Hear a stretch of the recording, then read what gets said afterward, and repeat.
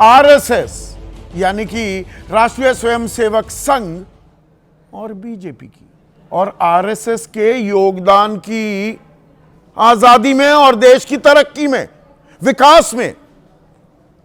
और आरएसएस पर खास तवज्जो क्यों? क्योंकि कल विजयदशमी है और 100 साल पहले 1925 में विजयदशमी के दिन ही संघ की, आरएसएस की, राष्ट्रीय स्वयंसेवक संघ की स्थापना हुई थी। वो अस्तित्व में आया था और 100 साल पूरे हो रहे हैं। तो आज प्रधानमंत्री मोदी ने आरएसएस की तो भूरी भूरी प्रशंसा की, पर पहले घुसपैठ के मुद्दे को उठाया कि देश के सामने डेमोग्राफी में बदलाव की, कुछ इलाकों में एक समुदाय क्या, मुसलमानों की तादाद बढ़ रही है, ये बहुत बड़ी समस्या है और ये घुसपैठियों से जुड़ी हुई है। ये घुसपैठिए आ रहे हैं लगातार भारत में। पर यह बताना भूल गए प्रधानमंत्री मोदी कि भाई 11 साल से सरकार किसकी है और घुसपैठ रोकना तो गृह मंत्रालय की जिम्मेदारी है। तो गृह मंत्रालय ये जिम्मेदारी पूरी तरह से निभा नहीं पा रहा है क्या? कल नई वोटर लिस्ट आई बिहार चुनाव से ठीक पहले। SIR हुआ था बिहार में और बताया गया शुद्धिकरण करना है भाई, ये घुसपैठियों को हटाना है।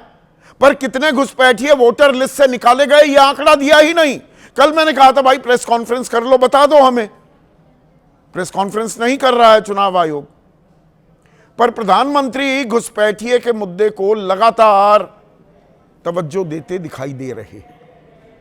अब 30 साल पहले, 35 साल पहले एक नारा था, राम मंदिर आंदोलन परवान चढ़ा, मंदिर वहीं बनाएंगे।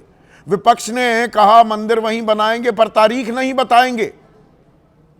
तारीख तो नहीं बताई पर मंदिर तो बनवा ही दिया। इस बात को डिनाई नहीं किया जा सकता।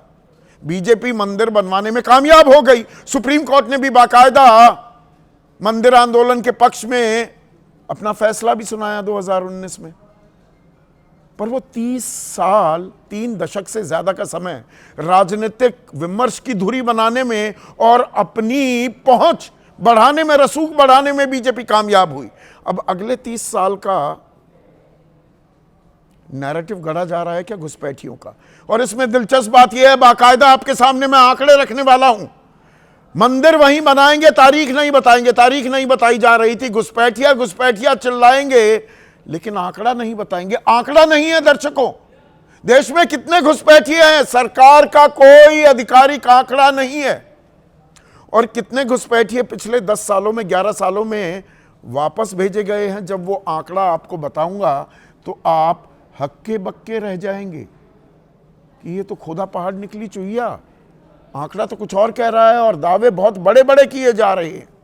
और साथ ही साथ आरएसएस का जो योगदान है देश के विकास में और आजादी के आंदोलन में, और प्रधानमंत्री मोदी ने कहा यह डेमोग्राफी बदल रही है, ये घुसपैठियों का जो मुद्दा है, ये जो समस्या है, सबसे पहले आरएसएस की निगाह इस पर पड़ी।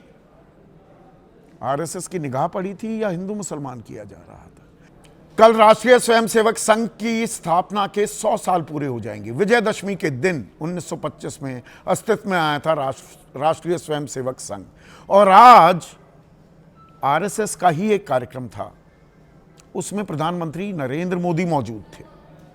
और प्रधानमंत्री नरेंद्र मोदी ने वहां पर देश के सामने क्या चुनौती है, सबसे बड़ी चुनौती क्या है, उसका जिक्र किया। और वो चुनौती है घुसपैठिए कि देश की डेमोग्राफी बदल रही है। डेमोग्राफी अंग्रेजी का शब्द है, आसान भाषा में कहूं कि कोई इलाका है वहां पर जो रहने वालों का संतुलन, यानी कि आबादी जो है कि कितने हिंदू थे कितने मुसलमान, वो अब बदल रही है। अब मुसलमानों की तादाद बहुत ज्यादा बढ़ती जा रही है। और उसकी वजह क्या? उसकी वजह है घुसपैठ। तो घुसपैठ और बाहरी ताकतें ये देश की एकता के लिए खतरा है। और घुसपैठ में भी जो मुसलमान आ रहे हैं, बाकी तो आ सकते हैं, कानून बना दिया है सरकार ने, बाकी 6 धर्मों के, वो हिंदू हो, सिख हो, जैन हो, ईसाई हो, वो आ सकते हैं, वो खतरा नहीं है। सिर्फ मुसलमान घुसपैठिए देश के लिए खतरा हैं। और प्रधानमंत्री मोदी ने कहा कि उन्हें खुशी है कि संघ ने इन चुनौतियों की पहचान की और इन चुनौतियों से निपटने के लिए एक रोड मैप भी तैयार कर लिया है। पहले ये बयान सुनिए। डेमोग्राफी में बदलाव के षड्यंत्र, एक प्रधानमंत्री के नाते मैं नम्रतापूर्वक कहूंगा कि मुझे बहुत संतोष है कि हमारी सरकार इन चुनौतियों से तेजी से निपट रही है।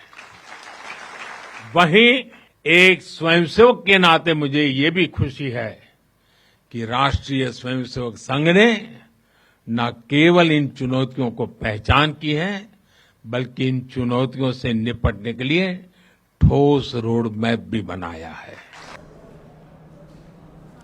तो प्रधानमंत्री मोदी दावा कर रहे हैं कि सरकार तेजी से काम कर रही है घुसपैठियों की इस समस्या से निपटने के लिए। ये बिहार के बारे में बताया गया था, कल मैंने कार्यक्रम भी किया कि घुसपैठिए हैं भाई बिहार में, शुद्धिकरण की जरूरत है, इसीलिए पेट में दर्द हो रहा है विपक्ष के। कल वो नई वोटर लिस्ट मतदाता सूची आ गई, उसमें घुसपैठिए कितने डिलीट किए गए इसका आंकड़ा बताने से गुरेज कर गया, परहेज कर गया। चुनाव आयोग ये आंकड़ा ही नहीं दिया, भाई बता देते कितने। और यहां मेरा साफ मानना है कि भारत कोई धर्मशाला नहीं है, घुसपैठियों की जगह उनका ही देश है, वापस भेजिए। तो सरकार जो तेजी से काम कर रही है, प्रधानमंत्री मोदी ने कहा, अब वो कितनी तेजी है जरा उसका एक आकलन, एक आंकड़ा आपके सामने पेश कर देता हूं। पहली बात तो ये कि सरकार के पास कोई आधिकारिक आंकड़ा है ही नहीं कि देश में घुसपैठियों की तादाद कितनी है।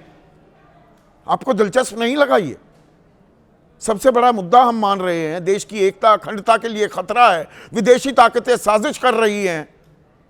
ये जो आ रहे हैं हमें पता ही नहीं कितने आए हैं। किरण रिजिजू 2018 में जो आखिरी इस मुद्दे पर बयान आया, तत्कालीन गृह राज्य मंत्री, अब तो वो संसदीय कार्य मंत्री हो गए हैं, उन्होंने कहा था कि चोरी छिपे घुसपैठ के कारण अवैध प्रवासियों का अनुमान लगाना संभव नहीं, यह संभव ही नहीं है। हालांकि इन्होंने 2016 में कहा था, 2 साल पहले, कि देश में बांग्लादेश के करीब 2 करोड़ अवैध अप्रवासी हैं। चलिए हम 2 करोड़ मान लेते हैं, तो 2 करोड़ की पहचान तो कर लेनी चाहिए थी। 11 साल हो गए। अब यहां पर दर्शकों में आपको एक आंकड़ा बताऊंगा, आप उछल पड़ेंगे अपनी सीट से। साल 2023-24, अप्रैल 23 से मार्च 24 तक, भाई 2 करोड़ बता रहे हैं बांग्लादेशी घुसपैठिए हैं भारत में। कितने वापस भेजे एक साल में? 411।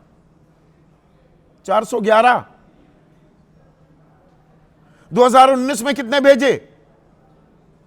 299। 2018 में कितने वापस भेजे बांग्लादेशी घुसपैठिए? 445। 2017 में 51, भारी भरकम रकम, 51 लोगों को वापस भेजा हमने। 2016 में 308 और 2015 में 474।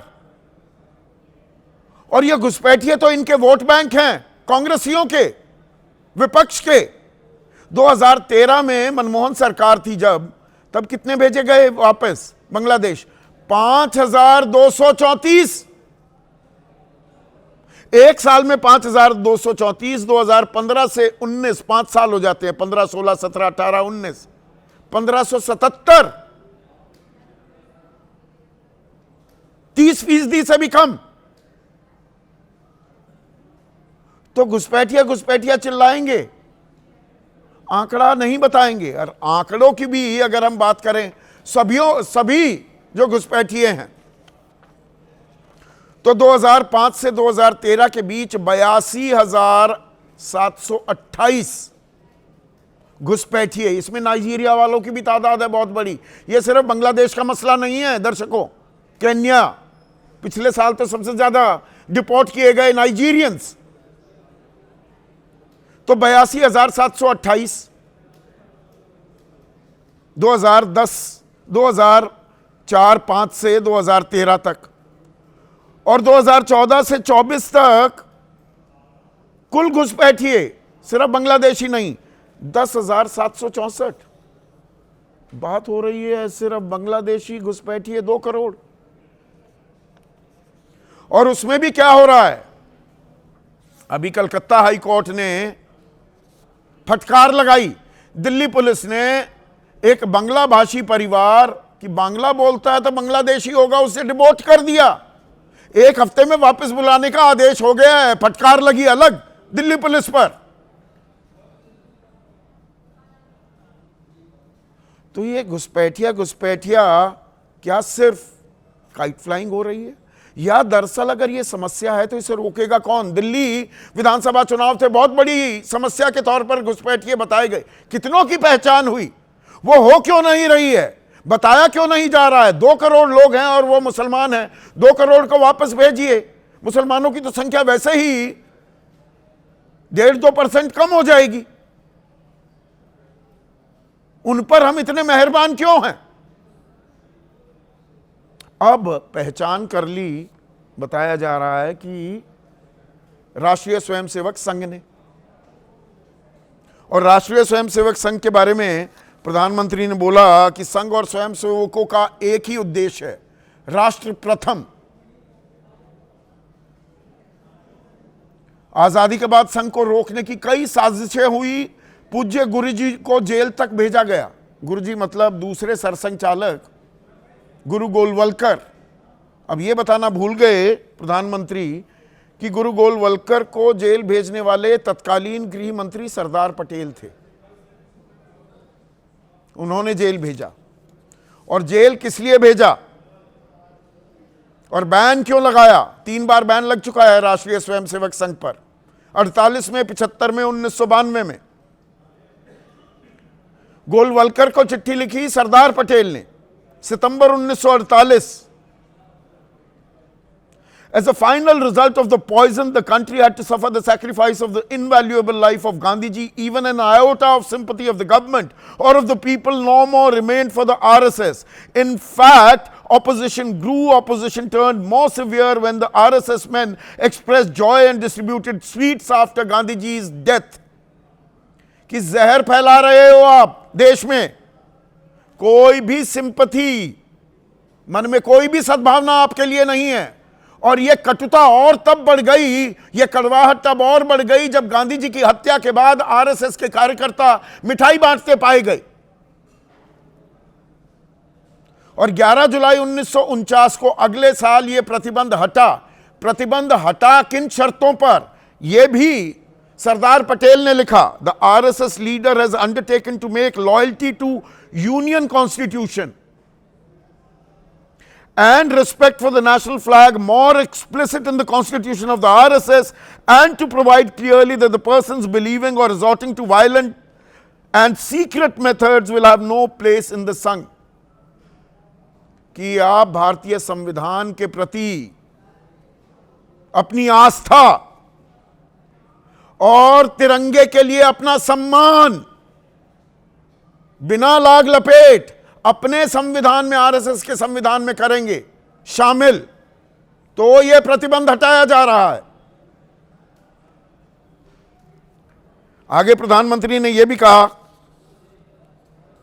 कि जब भी आपदा आती है स्वयंसेवक आगे खड़े होते हैं। यहां पर मैं उनकी बात से पूरी तरह से इत्तेफाक रखता हूं। जब आपदा आती है तो संघ के स्वयंसेवक कमाल का काम करते हैं, इसमें कोई शको शुबा नहीं हो सकता। वो 84 के सिख दंगे हों, वो कहीं पर बाढ़ आ जाए, प्राकृतिक आपदा आ जाए, संघ के लोग बेहतरीन काम करते हैं।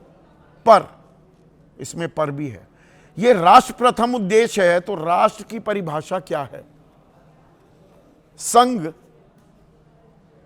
क्या सबका साथ, सबका विकास, सबका विश्वास, सबका प्रयास में पूरी तरह से आस्था रखता है? या जो गोलवलकर साहब अपनी किताब भी लिख गए हैं, वी और आर नेशनहुड डिफाइंड, उसमें सबसे बड़ा दुश्मन मुसलमानों को बताया गया है, फिर ईसाइयों का नंबर आता है। मुसलमान तो दुश्मन नंबर 1 हैं। और कमाल की बात यह है कि आज जो अल्पसंख्यक मोर्चा है बीजेपी का, उसके अध्यक्ष जमाल सिद्दीकी ने राष्ट्रपति को चिट्ठी लिख दी है कि आरएसएस के संस्थापक डॉक्टर हेगडेवार को भारत रत्न दिया जाए। हेगडेवार कभी आरएसएस में रहते हुए जेल में नहीं गए, ना कोई आंदोलन में शरीक हुए। पहले कांग्रेस में थे, तब वो जेल गए 1921 में। सुप्रिया श्रीनेट आरोप लगा रही हैं प्रधानमंत्री आरएसएस की प्रशंसा क्यों कर रहे हैं। आरएसएस वो संगठन है जिसके हाथ महात्मा गांधी के खून से रंगे हैं और इसे भारत के पहले गृह मंत्री सरदार पटेल ने प्रतिबंधित किया था। ऐसे में आज का सीधा सवाल, घुसपैठिया घुसपैठिया चिल्लाएंगे, आंकड़ा नहीं बताएंगे। और आरएसएस के 100 साल योगदान पर बवाल, डाक टिकट भी जारी की गई, अभी आजकल कसीदे पढ़े जा रहे हैं। चर्चा में मेरे साथ जेडीयू के वरिष्ठ नेता हैं, लोकसभा राज्यसभा दोनों के सांसद रह चुके हैं, केसी त्यागी, कांग्रेस के राष्ट्रीय प्रवक्ता सुरेंद्र राजपूत, समाजवादी पार्टी के राष्ट्रीय प्रवक्ता मनोज काका, बीजेपी कल आज और कल और हार नहीं मानूंगा, 2 किताबें पर बीजेपी कल आज और कल के लेखक वरिष्ठ पत्रकार विजय त्रिवेदी मेरे साथ हैं। हिंदुस्तान टाइम्स के पॉलिटिकल एडिटर रह चुके हैं वरिष्ठ पत्रकार विनोद शर्मा मेरे साथ जुड़ गए हैं, और बीजेपी की तरफ से और संघ से भी जुड़े हैं प्रोफेसर सौरभ मालवीय इस चर्चा में जुड़ गए हैं मेरे साथ।